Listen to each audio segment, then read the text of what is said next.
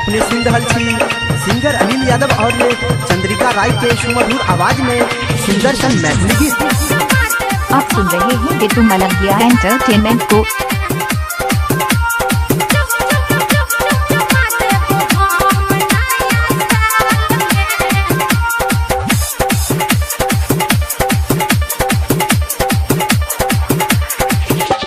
Love you लिख के करे जा।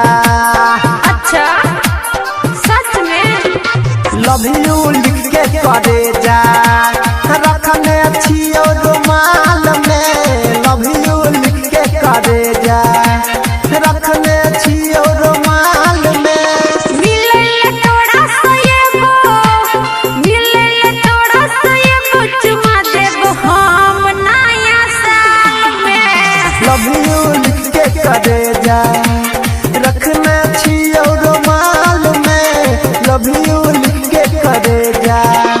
मिले तोड़ा सयबो, मिले तोड़ा सयबो, चुमा देबो हम नया साल में। लव यू लिख के करे जा। DJ Bittu Malangiya, DJ Bittu Malangiya Madhubani. अभी आप मधुबनी। सुन रहे हैं कैनवारी से माँ दुर्गा म्यूजिक की प्रस्तुति। डीजे बैजनाथ बीरपुर।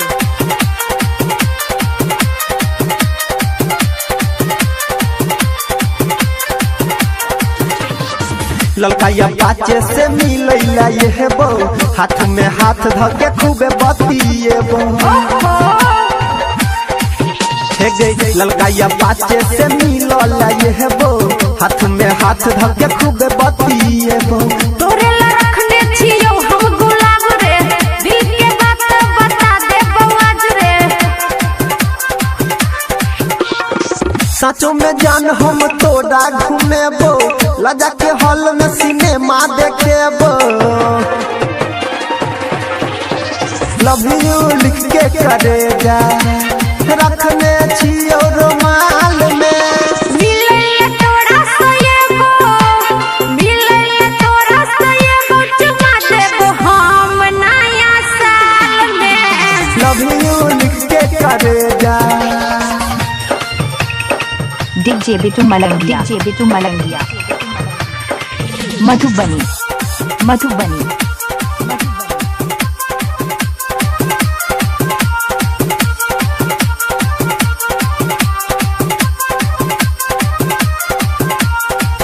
डीजे बैजनाथ बीरपुर। जोड़ी लगे